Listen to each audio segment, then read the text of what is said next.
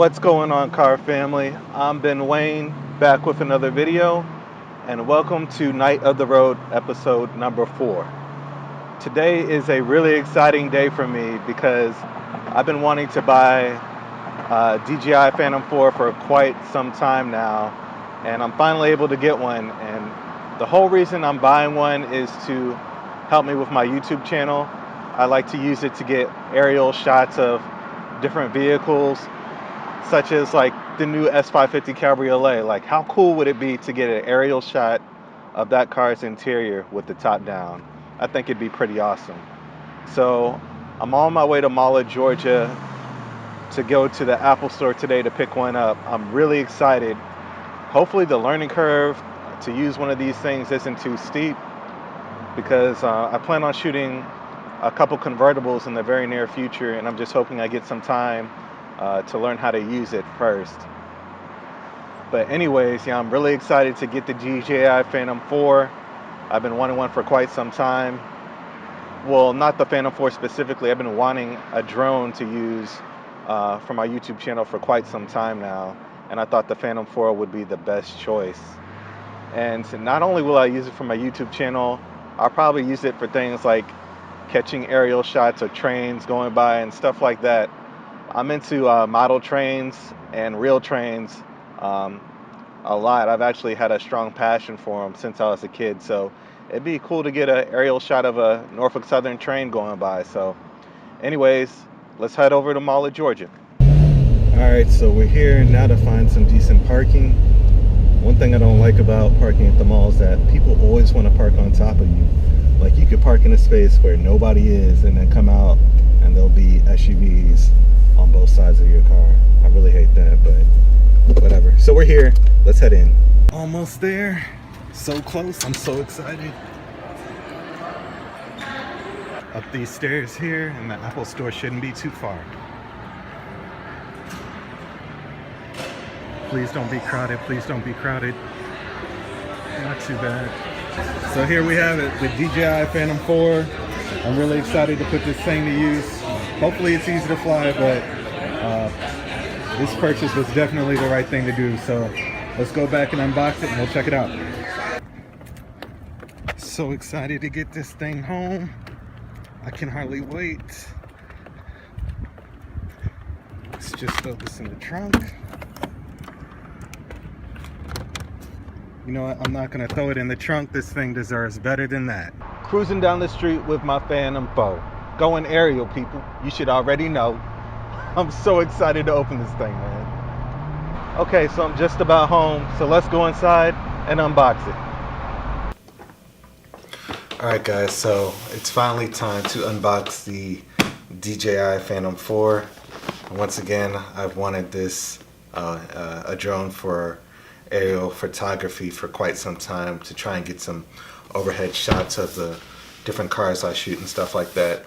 This is actually an absolute fail because at this point in time, it's exactly like a week and a half since I picked this up from the Apple store, and I've just been so busy. I had a couple cars to shoot. I had to shoot the Mercedes S63 Cabriolet Edition 130 before that car was sold. It's an extremely hot car, and I just wanted to get that video shot, edited, and published to YouTube so you guys could see it.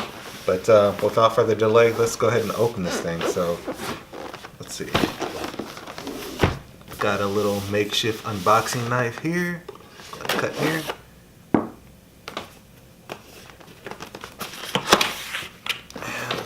This out.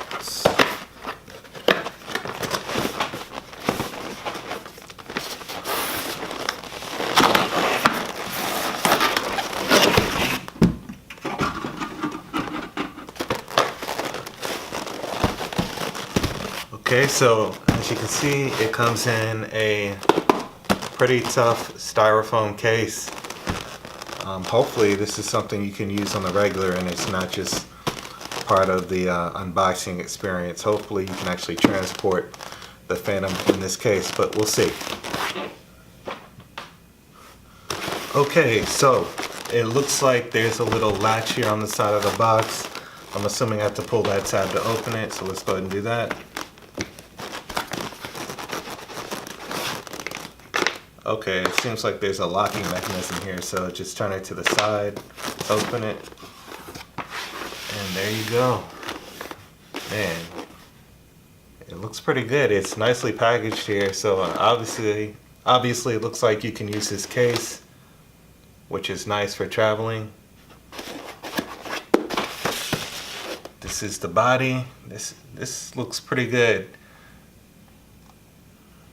Looks pretty nice. And as you can see, there's a plastic mount here that supports the camera and gimbal for storage.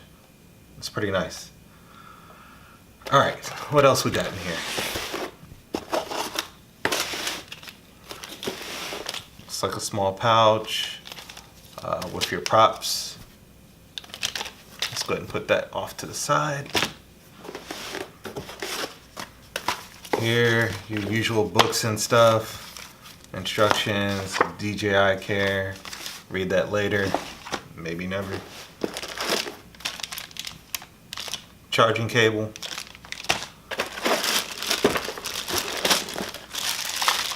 And power adapter. And then here you have the radio or receiver. The control, whatever you want to call it, has a pretty nice weight to it. I'm concerned about it being a little too heavy when I use the iPad on it, but we'll see how it turns out. So far, I haven't really heard of anybody complaining about the weight, so again, we'll see. Alright, and then you have 2 additional cable storage in here. So as you can see, the case it comes in is pretty nice. And it has a nice rubber handle here, so it looks like it's fairly easy to travel with. So I'm glad I don't have to buy a case to transport the Phantom 4. That's pretty awesome. Okay, so let's see if we can get this thing put together really quick. Here they got a couple pamphlets and stuff like that in here, so let's see what it says. First piece of paper out of here is some safety guidelines from the FAA. Probably for the people who usually buy these quadcopters and fly them thousands of feet in the air, which you really don't want to do. Like, as an aerospace engineer, I can't stress that enough, how dangerous it is to, fly at the height of where, commercial, where there's commercial aviation. That's pretty dangerous. If one of these things gets sucked in the engine, the outcome could be devastating. At the least bit, it would be thousands of dollars in damage to a jet engine, so you don't want to do that. Alright, so moving on. Let's see what else is in the packet. Sorry, it's a ton of books here, which I really don't want to read. Okay, so battery charging instructions. So let's go ahead and remove the battery and get it charged. Obviously, well, not obvious, but it's nighttime right now, so I'm obviously not going to fly today, but hopefully I can get out there tomorrow and not wait another week and a half and show you guys some video. So let me charge this real quick. Okay, so I have the adapter for the charger out right now, and it's wrapped in this clear protective sticker / plastic thing. For the longest time I've been fascinated with like pulling off these clear protective wrappings off electronics. I don't know why that is, but I don't know, there's something about it. Maybe it's because I'm usually opening a new product or something. Anyways, don't pass any judgment on me for that. Alright, so I have the instructions in English out here.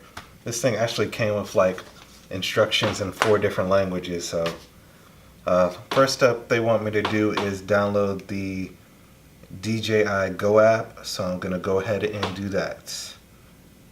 Alright, so that's installing right now. I'm going to install that on my iPad as well later. Alright, let's continue with the directions. Let's go ahead and put the props on. Okay. Alright, it looks like they gave you an extra set of props. but I guess that's the least you could do considering how much these things typically cost. Alright, so looks like you have two sets of props here. You get a set with black circles on the top, and then a set with silver circles on the top, and that's going to correlate to the markers here. So you just want to make sure you put those on the right ones. I'm going to go ahead and put the extra 4 back in the bag here, so I won't be using those.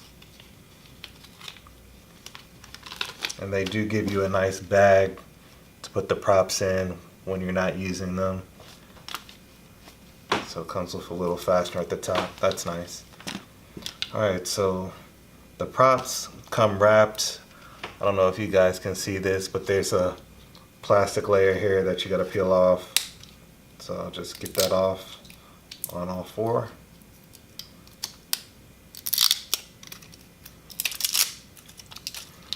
Okay, so now we got the plastic off all 4 props. Oh, there's one more piece here. Alright, so now we got the plastic off all the props, so I'm going to go ahead and install them.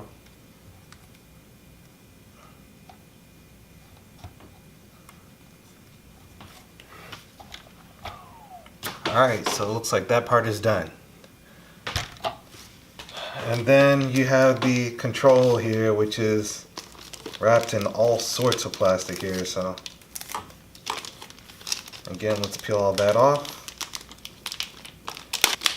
This controller looks and feels much better than the controller that came with the Phantom 2. I had a Phantom 2, but I hardly used it because I didn't get the Phantom 2 with the gimbal.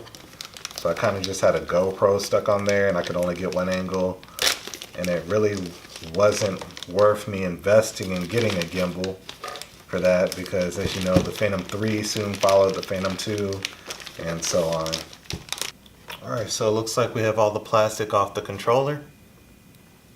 And as you can see here, here's the power button on the left side of it. I don't know if you guys can see that. And then there's a return to home button. So you just press this button and I'm assuming the quadcopter will just land where it took off from automatically, which is pretty neat. Okay, so that's pretty much most of the unboxing. So hopefully I'm able to get out there tomorrow and get this thing flying.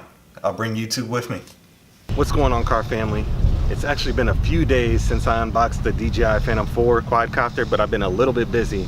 So right now we're out next to one of Norfolk Southern's main lines here in Atlanta, and I'm hoping a train passes by. This hasn't been my first attempt. I'm thinking it passes by between about 6 or 7 p.m. or so. So hopefully we can get some great aerial footage of a train going by. And I also would like to show you guys some of the features of the DJI Phantom 4 quadcopter. So stick around and let's see what type of footage we get. Okay, so as you can see, I have my iPad set up with the DJI app open, and I have the quadcopter set up here, which is already on. It says I have 13 to 12 satellites here, so that means it's safe to fly. This app is really quite easy to use. I'm not the most experienced in it. Obviously, I just got this, but so far, it just seems to be really cool and easy to use. So you have your menu here for different settings here, video, in case you want to take pictures. So let's just get this thing started. So the easiest way to take off is just to simply click this button here and then slide to take off. So let's go ahead and do that.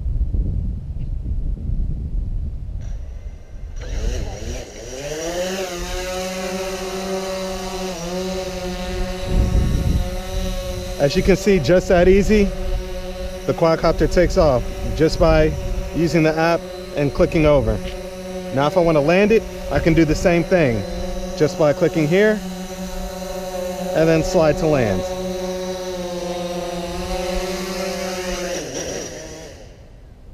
Just that simple. So like I said, it's pretty easy to use. So let's see if we can catch a train.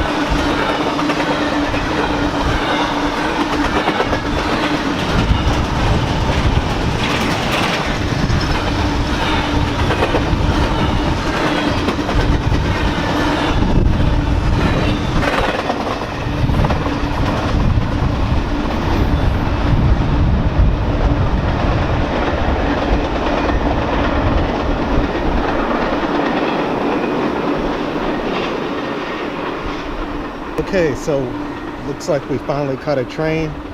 As you can see, I have the drone still sitting up at about 217 feet. So I'm gonna go ahead and bring it down. So I'm a little new to controlling this drone, so I got a little nervous when the train came. I literally just set up my camera and it came so fast. It was really hauling through there. So hopefully you can see my screen.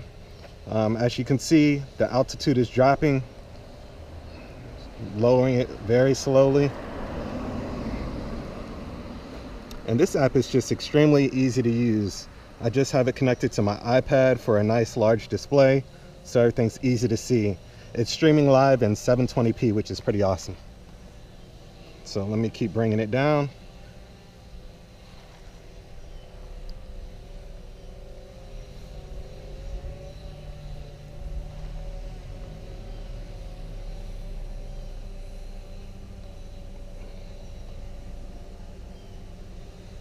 And let me go ahead and fly it towards me.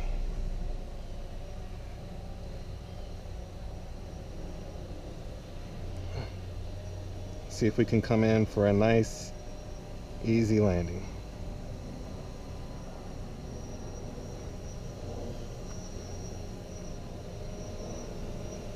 Bring it down some more. 40 feet.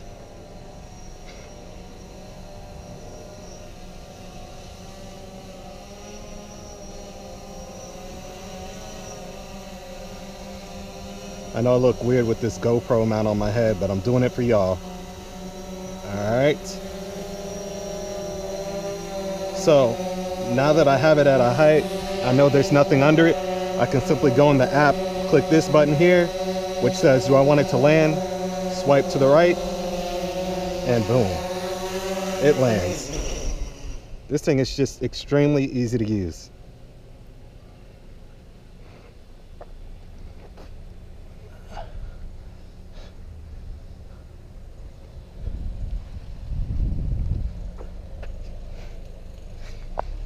Yes. Okay guys, so again, this is the DJI Phantom 4 quadcopter. It's really easy to use from my experience so far. Just a quick note, again, I can't stress how important this is. As an aerospace engineer, I feel obligated to point this out. If you have one of these quadcopters, make sure you don't fly over 400 feet, just for general safety and respect for general aviation. And also, the FAA is now cracking down on having people register these things, even if it's for private use. Not only commercial use, but private use. And I think the deadline for that is like August 28th or 29th, 2016. So anyway, just get on FAA.gov, make sure you're registered. Anyways, guys, that was Night of the Road episode number 4. The DJI Phantom 4 quadcopter is just truly amazing. I can't wait to use it in some of my videos and get aerial shots of the cars. I'm also into trains, so as you see, we just caught a train. It took several attempts, but I've concluded that this train passes by here every day between 6:30 and 7:15. Sometimes they're doing like 50 miles per hour, other times they're doing like 30, so it just all depends. Anyways, I hope you guys enjoyed the video. Be sure to like, share, and subscribe to my YouTube channel, and I'll catch you guys in the next one.